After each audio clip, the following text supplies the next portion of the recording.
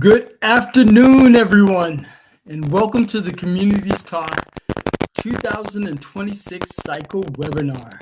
We are extremely excited to have you here joining us today. My name is David Wilson, and I am a public health analyst for the Center for Substance Abuse Prevention at SAMHSA, as well as the National Coordinator for National Prevention Week. So, what is Communities Talk?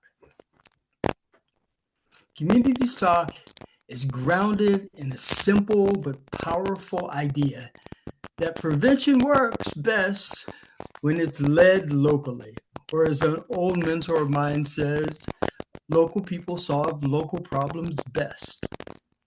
Now, it's sponsored by SAMHSA.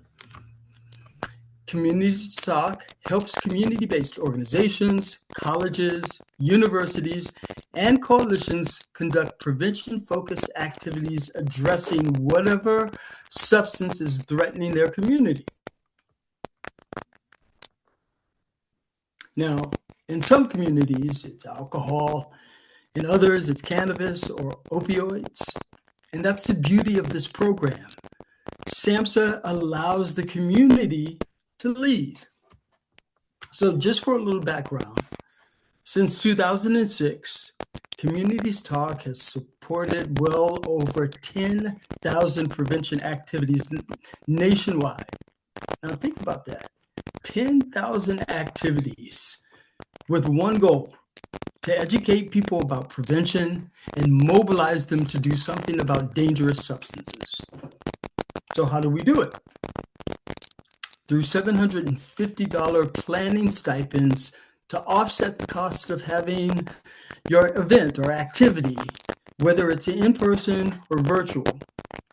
And by providing toolkits that help communities with their event planning and their resources, they become effective planners and marketers, and we all know that is not their full-time job. So, the 2026 cycle launched just a couple of weeks ago at SAMHSA's Prevention Day on February the 2nd. It was a great space with great people and great conversations, and I'm glad it takes place year after year.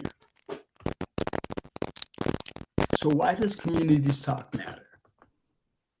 Communities Talk gives communities the flexibility to respond to their current local challenges, whether it's underage drinking, vaping, counterfeit pills, or fentanyl exposure, while staying grounded in evidence-based prevention strategies. Now, one of the most impactful aspects of Communities Talk is its emphasis on youth-led and youth-engaged activities. Youth leadership is always encouraged across the programs because it strengthens credibility, relevance, and long-term prevention outcomes. Now, we hear year after year, yes, I've been doing this a pretty long time, that the involvement and the perspective of youth is incredibly powerful, memorable. So I encourage those of you who are already planning to apply for a stipend to think about how you can incorporate the youth voice, because we need that voice to make sure our prevention strategies have staying power.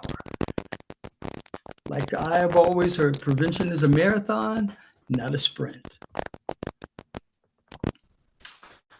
Now, how do stipends work? SAMHSA offers $750 planning stipends on a first-come, first-served basis, designed to lower barriers and help organizations host more intentional, better-attended events. Now, stipends support planning, outreach, materials, and promotion, not just the event itself. And we have myriads of resources to support event coordinators as they take these steps, these very important steps. Now, you're going to hear today from 3 excellent communities about what they did and why maybe you can replicate some of their strategies, or maybe their examples will spark something totally new for you. Now, whatever shape it takes, I hope you know that prevention, of course, works, and that these measures and resources that they are offering up to you will be of great use to whatever you're planning to do. So if you're up for community talk, and who wouldn't be, let us know. Send us an email and we'll get the conversation going. Also, be sure to check our resources. Several are on our Community Talk webpage already, and there's more to come, so keep checking. But now, I'm sure you guys are tired of listening to me. The real meat is these 3 wonderful communities that we put together for you to hear.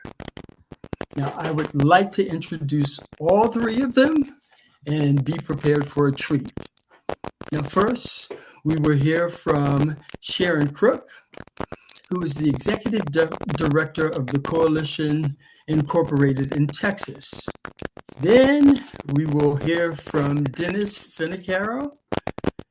And then lastly, Hyatt Omar Hubert from the Cause in Delaware. So without any further ado, Sharon.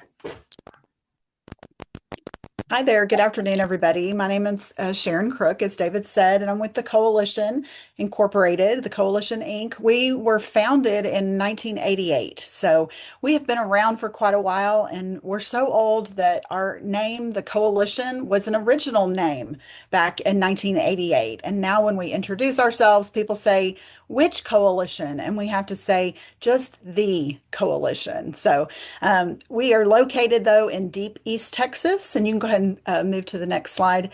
We're located in Deep East Texas. We were founded by our district attorney and our area school superintendents that wanted one organization that could bring everyone together. And we're obviously a community coalition based on the CADCA model. And our strategic plan focuses on environmental change through 5 different strategies. And those strategies are collaboration, communication, education, enforcement, and then in policy and advocacy. Next slide.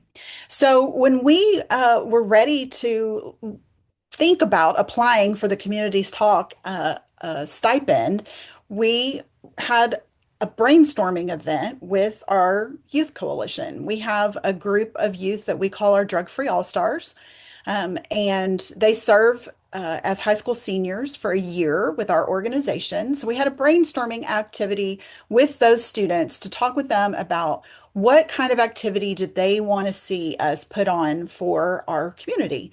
The students in the brainstorming decided they did want it to be a community-wide event, wanted it to be led by themselves. They wanted it, obviously, we give a little bit of input on this. We wanted it prevention-based, and we wanted it family-friendly. We wanted to make sure and involve other agencies in our town, ones that we already partnered with, or possibly others that we could invite in.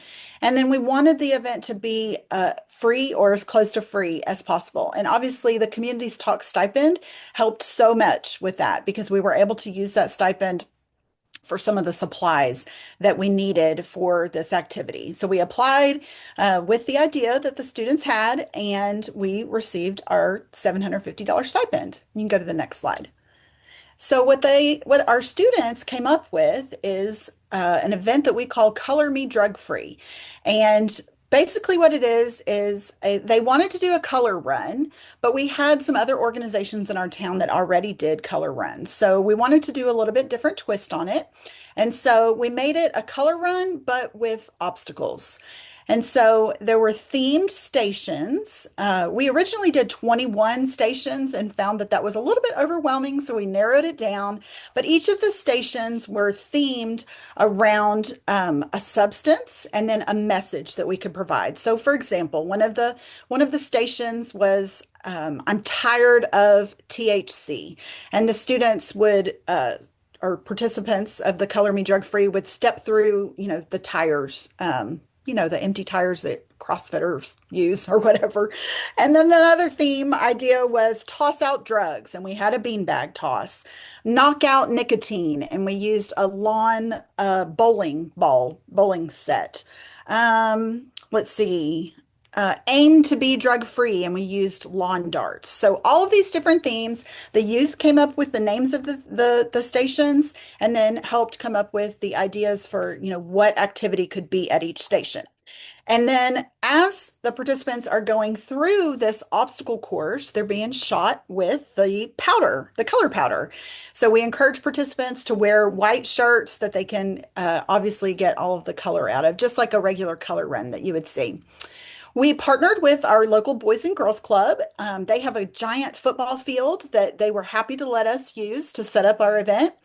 And we invited, this was the collaborative piece, we invited other agencies to sponsor a station. They didn't have to pay for anything. All they had to do was show up and be the supervisor at that station. And we allowed them to also provide information in the goodie bags that we gave to each participant. And we allowed them to have handouts available at the end of the color run. They could also put up their sign at their station and do any, kind of promotional idea at their station. And basically, that just helped us with volunteers, and it allowed other organizations to participate. And then all of this was free for the community. And the first 100, our plan was for the first 100 participants to get a free white t-shirt and goodie bag to kind of increase that urgency to get there early in the morning. It was from 9 to 11. Next slide. However, April showers. In East Texas, April showers are a real thing. Actually, it starts in March and pretty much goes through all of April. And this past year, it was just crazy how much rain we had. The morning of the event, we tried to go ahead and have it, but our football field was not draining and had about an inch of water. So you were going to be slogging through water as you were going through the stations. And so we ended up having to call it off. So we had to pivot and figure out, okay, so we can't do this because I don't know about y'all, but our town pretty much every Saturday in April and May has events booked from basically January. People book them, and we know that all these events are planned, and there really was no other weekend that we could reschedule to, that we would have the volunteers available, that our kids, our youth coalition members would be available. There just really was no reschedule opportunity. So we had to cancel our Color Me Drug Free event and go to Plan B. So that's the next slide. We obviously had these limited options for rescheduling. And so we decided to pivot and look at the calendar of our community to see what other events were already on the calendar that we could work with to partner with them on their event, and also be able to involve the community's talk stipend and the idea behind it. And luckily, our local Alcohol and Drug Awareness Council was hosting their annual, what they call Recovery Day in the Park, held during Recovery Month in September, usually on the last Saturday of September. And so we approached them, asked them if they would be interested in letting us be a partner with them. They said yes, of course, they would love to have us. So we were able to use our stipend to help them with some of the advertising and marketing with their Recovery Day in the park. And then our youth, they got to participate just like they would have with the Color Me Drug Free, because our Alcohol and Drug Awareness Council needed lots of volunteers for this Recovery Day event. So our kiddos helped with face painting. They helped serve the lunch. There was a what is that? A petting zoo. And so that was the favorite station of our kids, obviously, to help with the petting zoo.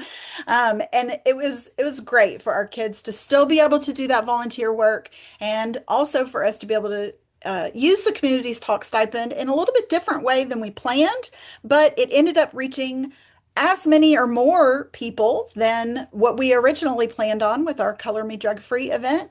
And now we have our Color Me Drug Free all planned and ready for this year. So we're hopeful to be able to do that this year. We're going to plan on March 28th for that. And next slide just has my contact information.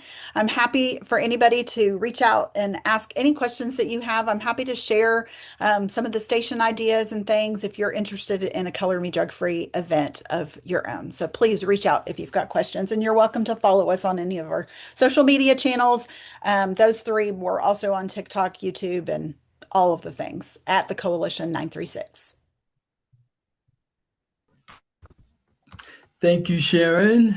And next up is our next speaker. Hi.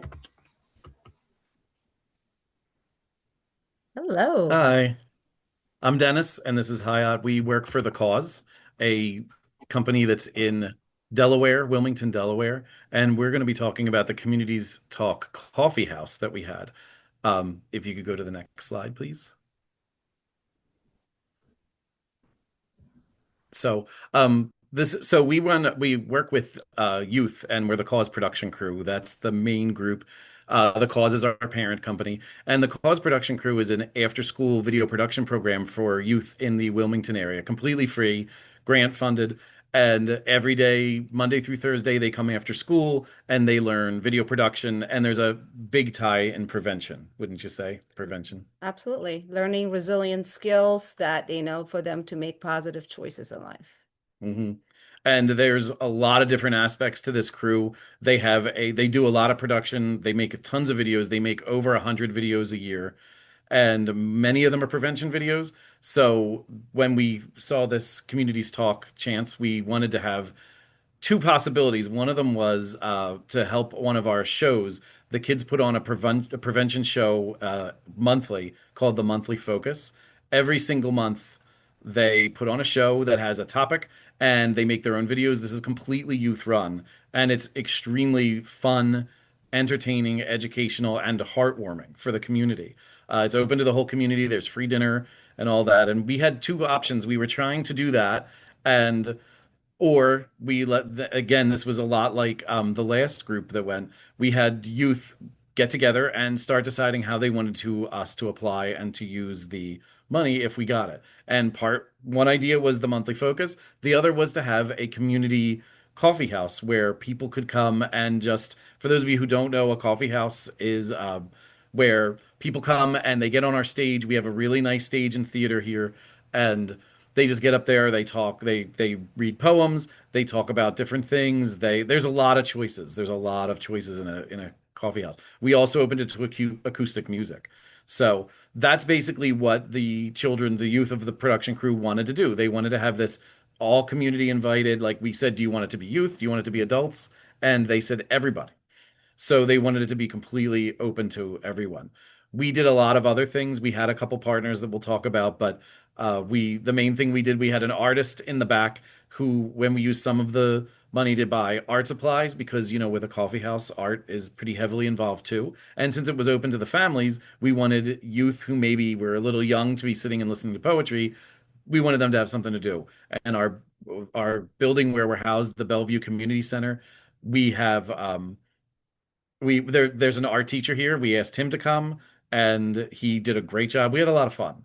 So, but as you can see, we had an art table. We said that, and there was also a slideshow of information that we took from the Communities Talk resources. The youth had some part in making that, and we helped them. And what it was just there was a slideshow that you'll see it eventually in a picture that was playing the whole time, and all kinds of people came and had really a lot of fun. Anything you want to add? Absolutely. So the idea was creating an environment where everybody can come in, feel welcomed, and express their feelings. So the great thing when having the background, the alcohol awareness, and it was just there, right? And the people, when they were sharing their stories and their poems, and cognizant of that, they shared their recovery stories. One person who we worked with, we had no idea, just got up, read a poem, and shared he's been in recovery for 2 years. So that is something that we're intentionally, when we're planning, that is what we're trying to create, and for people just to feel welcome and shared without being destigmatized. So we feel like we really accomplished that. Next slide, please. I think we pretty much, you just might have just said all this. Our main goal was just to bring the community together, spoken word, music, a fun event, and that it was based on prevention and giving a lot of information on alcohol awareness. Next slide. Okay, this one was. Yeah. So why do we choose alcohol? So it is one of the things in our community. We do struggle with opioid and alcohol. So it was hard to choose what we wanted to. So we figured for this one we chose the alcohol awareness because especially for kids that is in high school and the kids that we work with are the ones that the challenge that they're facing. So we just happened to choose the alcohol awareness. Okay, next slide. Partners. We had members of the Lions Club, the local Lions Club came, supported us, helped with getting ready and things like that. Planet Youth Coalition is also a coalition that some of our youth are involved in, and the adults, some of our adults in the cause and in Bellevue Community Center. So there were some communities this time around. Like if we did it again, we'd love to get even more people involved Absolutely. because we do think the more partners you have, the better this will end up being, whatever your event is. Partners are what makes it work. Yeah. So it's important.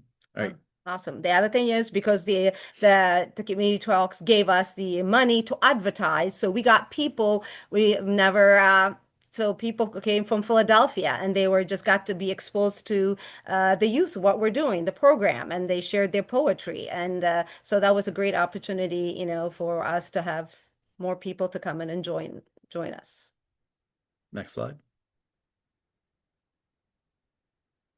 Okay. Our prevention strategy was just basically an alternative activity. It gave everyone in the community a chance to come here and just get together, hang out, learn about prevention while also having all of these fun, entertaining things to do.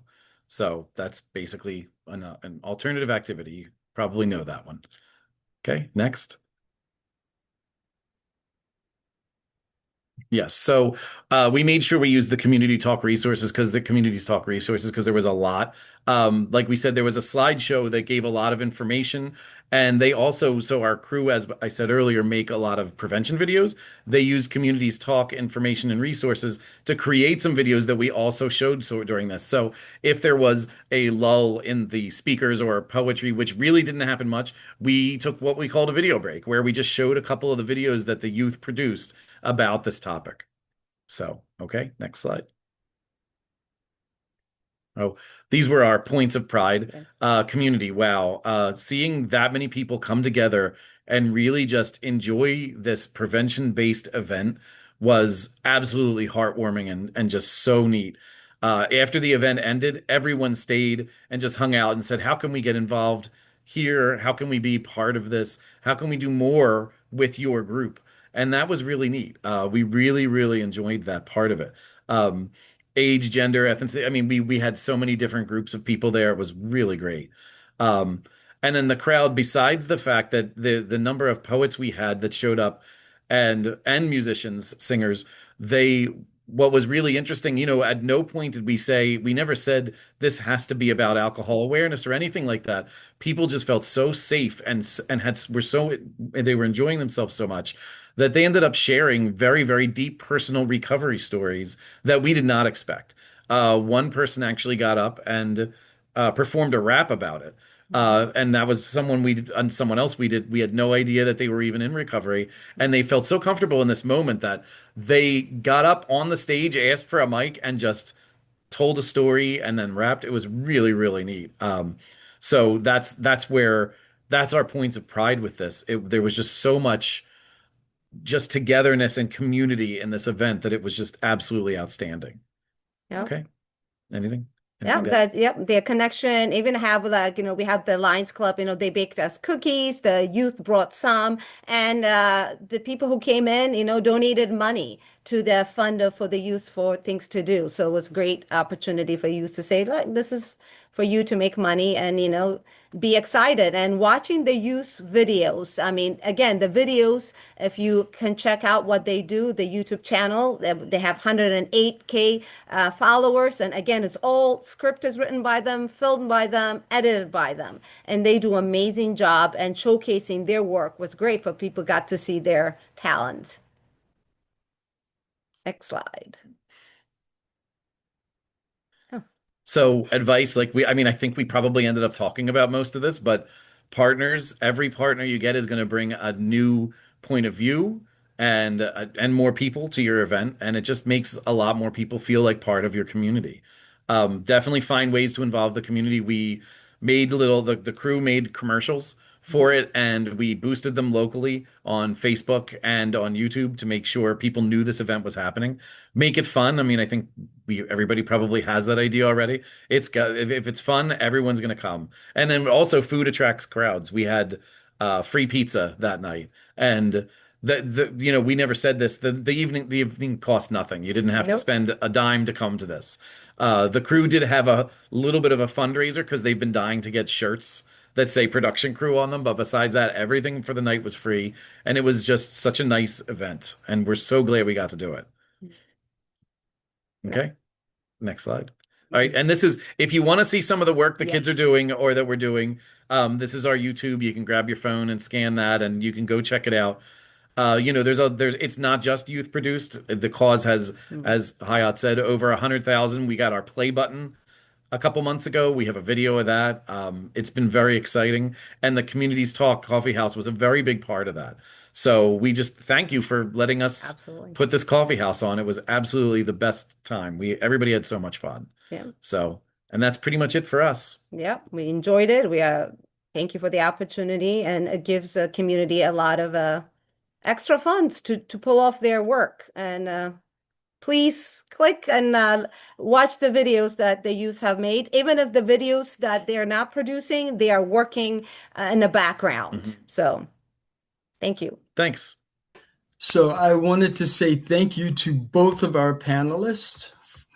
And this is the time, which is my favorite time of the webinar, that we are able to ask some direct questions to our presenters. And I see that our webinar chat is quite robust. So I'm going to put together a few questions that I think people want to hear. All three of you can respond to any of these questions. I love that both of you had a focus on youth. And so in that vein, the first question that I'm going to pose to both of you is, using young people, which you guys so wonderfully did, what would you say was the challenge with young people? I'll start. For us, the biggest challenge is their busy schedules. All of the youth that participate in our coalition as Drug-Free All-Stars and Drug-Free Council members, these are kids that want to be involved in everything. So they have many extracurricular activities. And so sometimes it's hard to find a time where they can come together and do the brainstorming that we wanted them to do to come up with this event. We did some polling to try and figure out the best option, and then at some point you just have to pick it and go with it, and hope that as many kids as want to will make it work with their schedule. So that for us that was the most difficult thing right off the bat. That would be it's a little different for us because Yeah. our kids are already here Monday through Mhm. Thursday. So, we just picked a day where we thought most of them would be here. We don't have that problem, but picking the date actually, Sharon, was the exact same problem. Trying to pick a date where they were all like, "Oh yeah, I can do that date." That was probably the hardest part. So with that in mind, that was difficult. Yeah. Any other obstacles you can think of? No, what food to choose? Yeah, they always did. Don't let the more we let them make the decisions, the longer the decisions take. Yeah. I think you bring up a great point though, Dennis, because picking a date for the event was also difficult for us. And we had to consult all of the community calendars that we could to make sure that we weren't stepping on anybody else's toes, because so many other nonprofits are having events.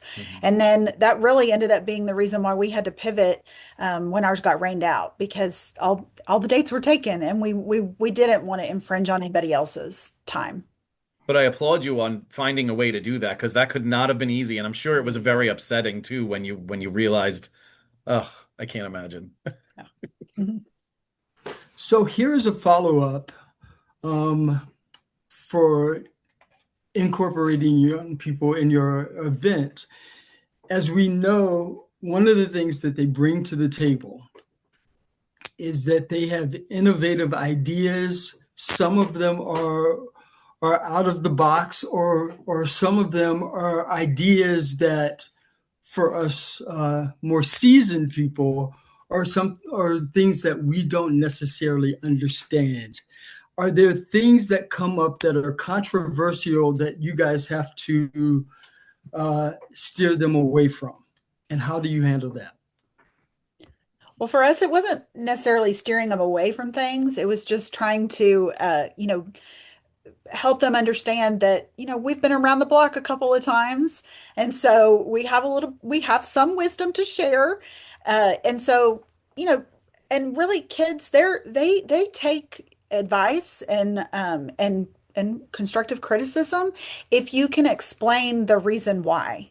And so, when they were gangbusters about Color Run, and we could say that is a fabulous idea, but this organization and this organization and this organization also do a color run. What could we do different? Then they were like, oh, okay, let's figure something else out. And so, they took off on this obstacle course idea because they really wanted the color. They wanted to shoot the color powder. And I think just giving them some of the reasons why, and helping them understand that some of us have been in this work for, well, we don't want to date ourselves, do we, Dennis and Hyatt? So, what about y'all? So for us, and the kids do every month we do a show. So they run it. It's their idea. So this is something they do frequently. So it wasn't more if we had to steer them. We just say, "What's your idea? Let's try it." So we're open in terms of. So I don't think we have any ideas that will be that we say that we can't try so far. I don't know if we have come across that. I can't think of anything. That would There's just say probably we try. been there's probably been a topic or two where we were like, that's a little too much. Yes, of like whether it's appropriate for time. So we're like, this is in this time, we cannot cover a topic that is Mm. sensitive. I think it's one time that it did come up would been have been like, at this time, this topic is not right now. I don't think feel comfortable covering it. Hmm. And that is was a sensitive to discuss. So in terms of like, okay, we can't do that. Let's think of different way to incorporate that without saying it. This is what it is. They're also like almost like a little family, especially last year's crew. So they could take criticism very well, Yes. and they would all kind of just sit there and say, "Okay, well, what else?" So here's another one that seems to be pretty popular. Both of you did a wonderful job of stressing the importance of partner engagement, and both of you laid out examples of why it's important. I want to know what were some of the challenges in your partner engagement, and in that engagement, did you have to? Were there what's the word? Were there turf issues um, that came into play? We are part of, or we actually coordinate what we call our interagency coalition, and that's any social service nonprofit agency that serves our area is part of this interagency group. And we have monthly meetings. We have an email newsletter that goes out with events and announcements and programs and things like that. So that group really works well together, and there's really no turf wars. It's really more of how can we help? How, I'll scratch your back if you'll scratch mine. So, we invited people to participate as, station sponsors, but, at the same time, we attend the Family Crisis Center's event that they do on the college campus. Our all-stars go to that. And then, the health district, when they do their drive-through Halloween, we are there participating. So, for us, it's not turf wars.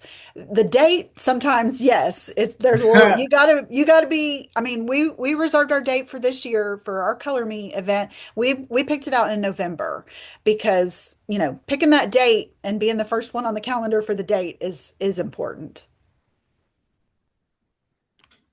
Yeah.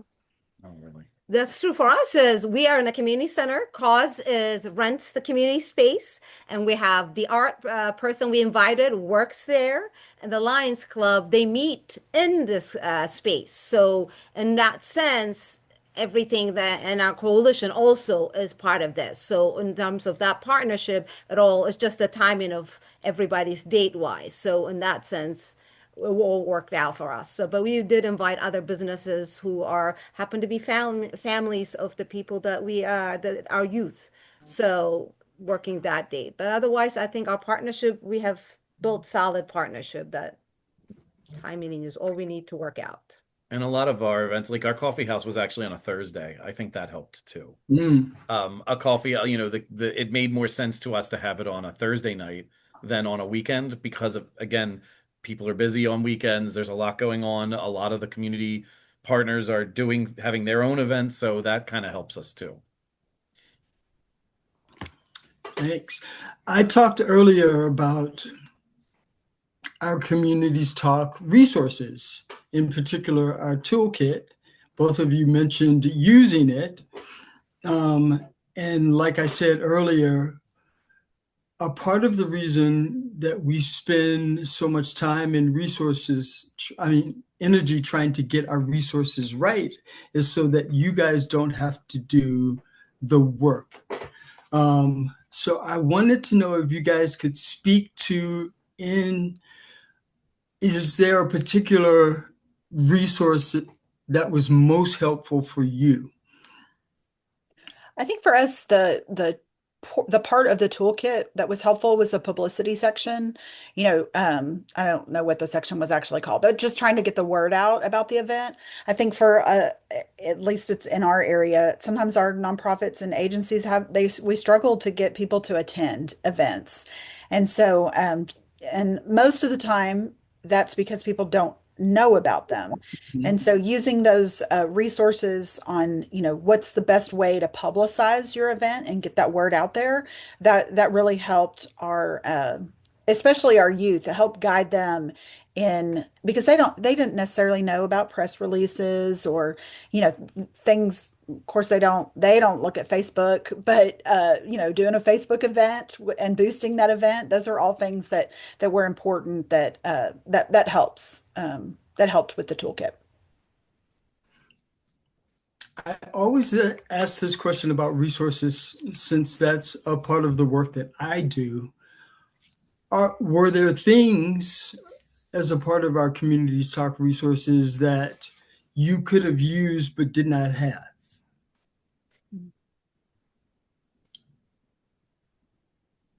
And nothing comes to mind, honestly.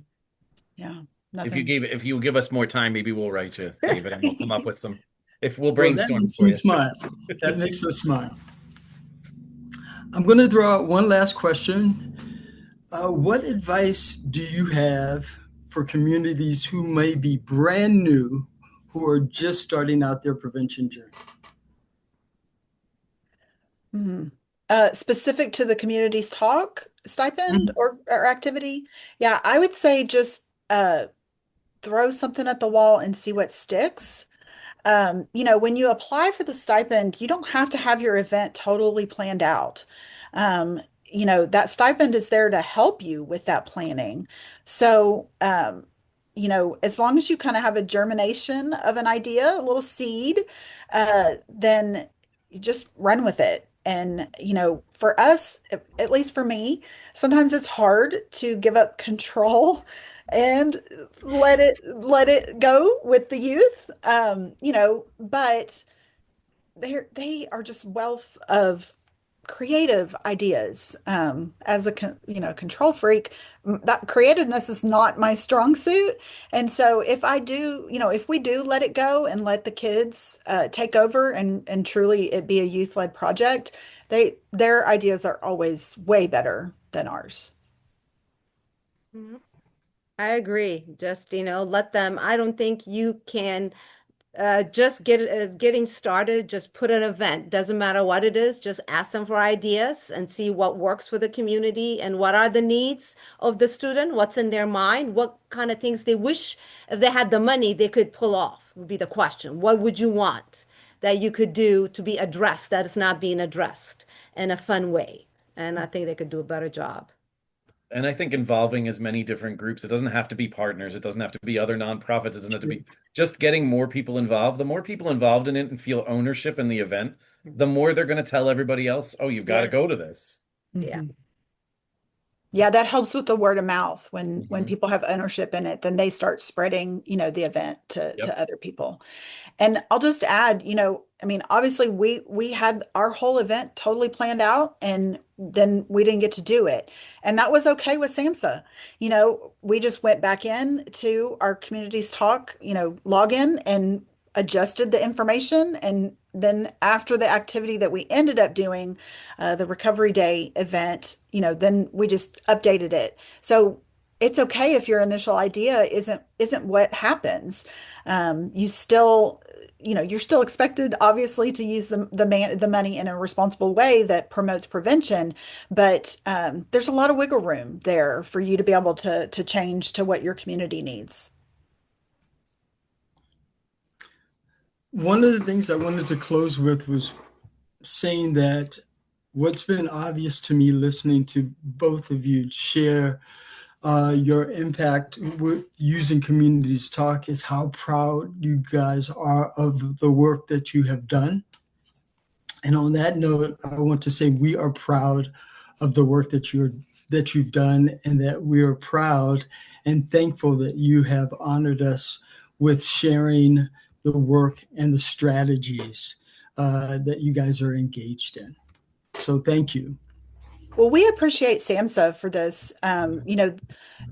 Sometimes 750 doesn't seem like a lot of money in the grand scheme of things, but for kids, it does. It is. They can make that money stretch, and they are not shy about going and asking businesses and other partners to help, put on and make it bigger and better.